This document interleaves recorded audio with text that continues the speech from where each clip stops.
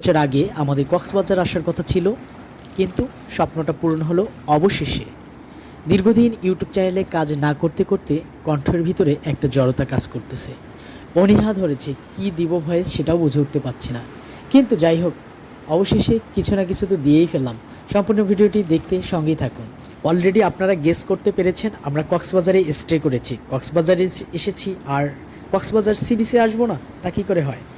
Sugandha sea beach, Laboni sea beach এবং Kolatoli sea beach পেরিয়ে আমরা ইনানি এবং পাটুয়াটেক পেরিয়ে অবশেষে আপনার টেকনাফের শেষ প্রান্তে এসে দাঁড়িয়েছি।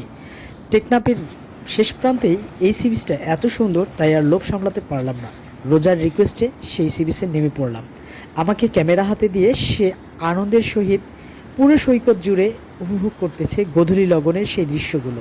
আর সেই সঙ্গে আজকের ক্যামেরাম্যান আমি। আমার মতো যারা প্রিয় মানুষের ক্যামেরাম্যান, তারা অবশ্যই কমেন্ট বক্সে লিখে জানাতে ভুলবেন না।